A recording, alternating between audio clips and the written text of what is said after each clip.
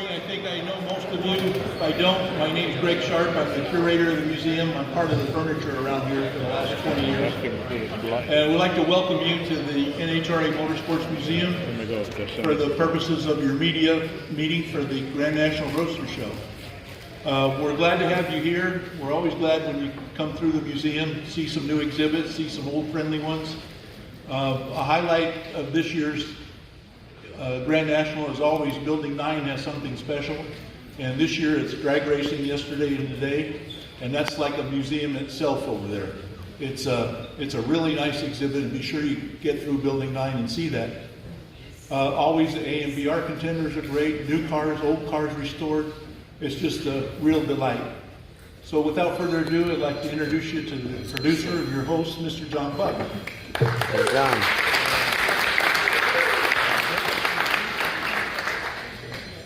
Before I get started, I just want to thank Greg and the museum.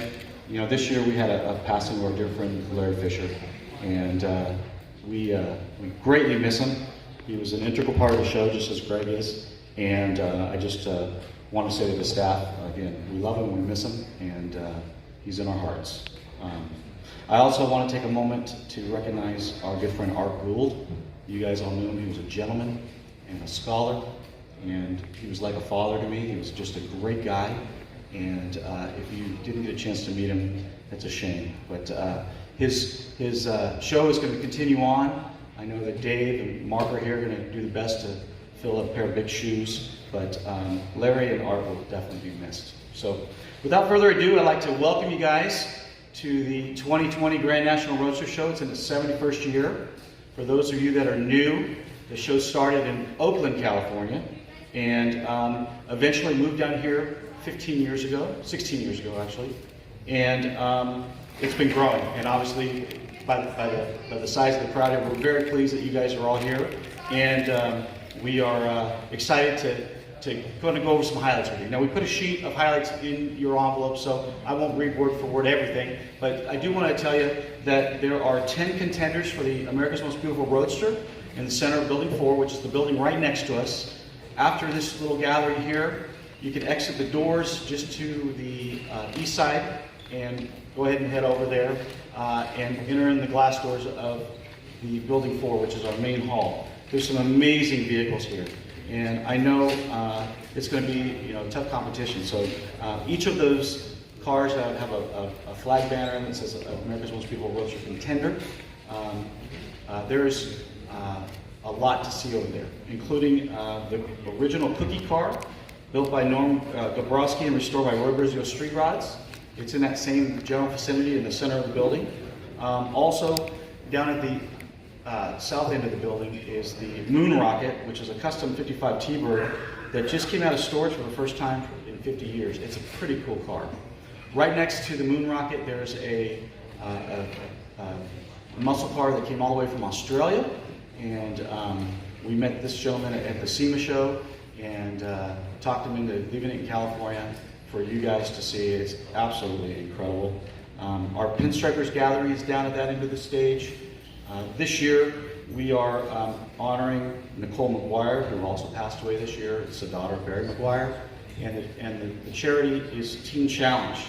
And Teen Challenge is a worldwide network of faith-based corporations that are intended to help teenagers and families with problems with substance abuse.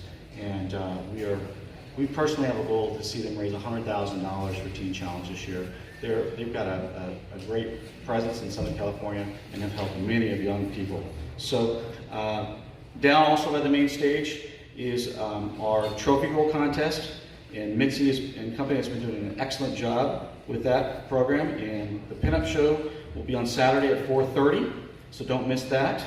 Of course, down at that stage is also our award ceremony on Sunday, starting at 4 o'clock, and the big awards start usually around 5 o'clock. We do all the class awards first, so be sure you're there for the award ceremony. Last year on stage, Chip Foose made the announcement that he's going to honor his father with a new award, and that new award is the Sam Foose Design of Excellence Award. And so Chip will be there on Sunday night to give that award away.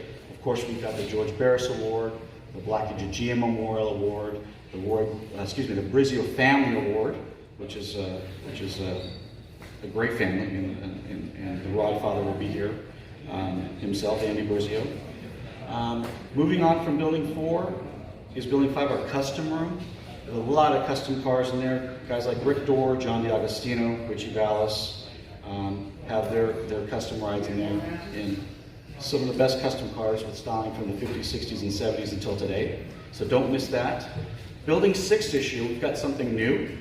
We've taken the Slonaker Award, which is, Al Slonaker was the original founder of the Grand National Roadster Show in 1949.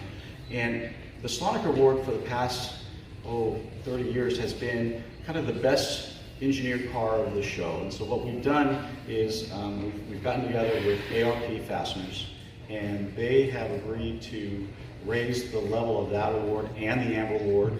Both of those awards are now cash prize of $12,500. It is an award where you have to commit and enter ahead of time. On this Al Slonaker Award, it is a first time in competition unveiled here at the show.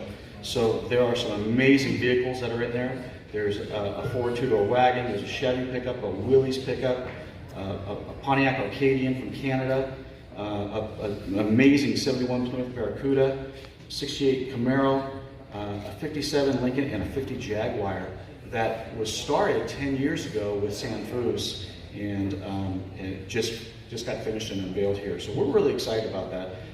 We think our friends in Detroit are missing the ball with not letting people post their work online, and in the eyes of us, we feel like you should be able to have social media in this day and age, and so those cars are unveiled here, but it's not a first time shown situation. So we're being a little unique on it. We hope that other shows pick up on that and they would do the same.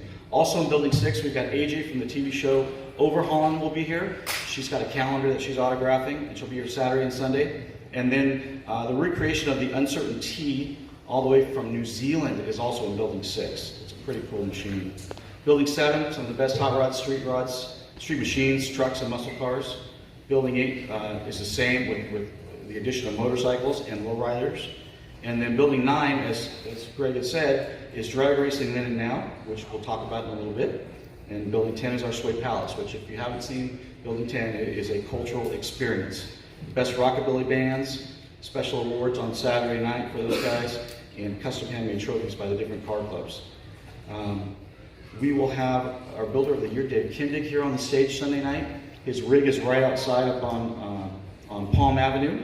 And we also have John Ewald's drag and fuel dragsters that will be doing fire-ups all weekend. So we got a lot going on. Saturday is our drive-in and Sunday. And we had over 600 cars pre-regged. With the weather that we've got this weekend, we'll probably have 1,000 cars on Saturday. And we'll probably have 400 to 500 cars on Sunday. So at this point, I'd like to introduce Cargo, and he can come up and discuss what's happening in our future shows and what's going on in Building 9.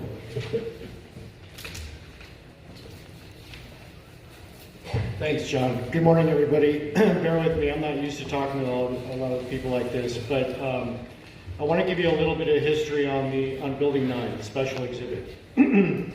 Back in 2007, Dave Boulay, who's standing right there, a dear friend of mine, and Larry Erickson, I know he's around here somewhere, came up with an idea of doing the 75 most significant 32 Fords. Ever since that show, Building 9 has been a special exhibit, which can do they've done customs, they've done race cars.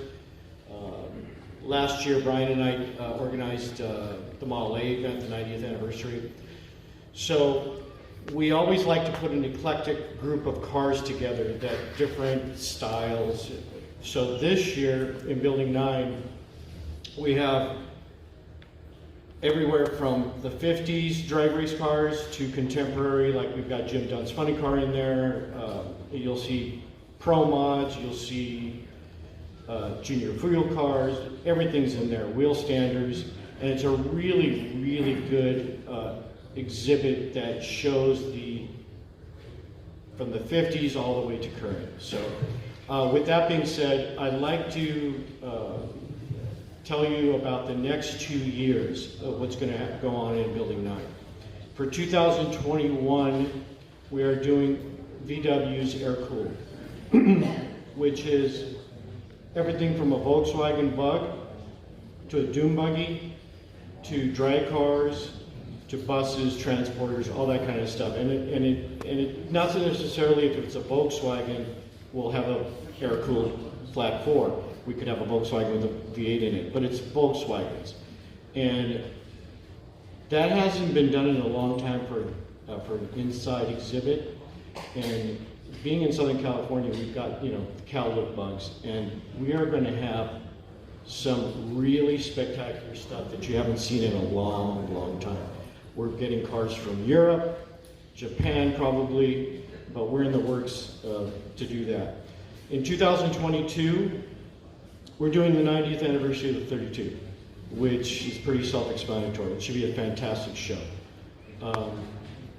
So with that being said, I'd like to introduce you to Dave Boulay, a very dear friend of mine, and he's going to tell you about a very special exhibit coming up.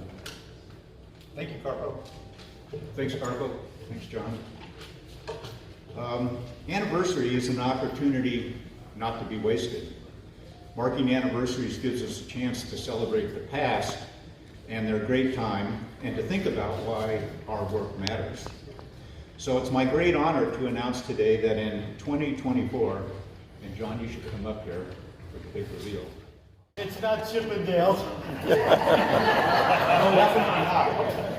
So it's my great honor today to announce that in 2024, the Grand National Roadster Show will mark its 75th anniversary with a major exhibit in Building 9.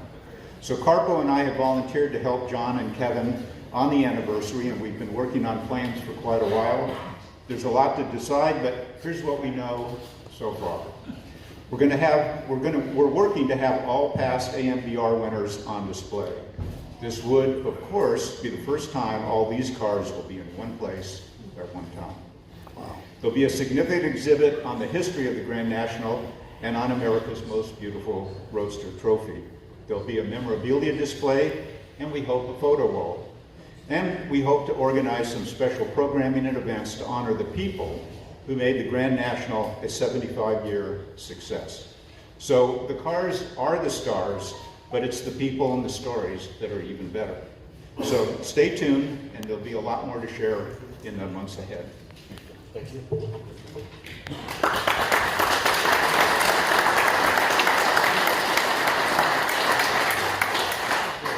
I'm excited. I got a free t-shirt out of the deal. Just one correction. The 50th anniversary of the Grand National Roadster Show actually was at the Cal Palace, and they had a ton of amber cars there. So, it's a big task. All right, guys, have a great day. Thank you again for coming. There you have it. Done a lot of coverage.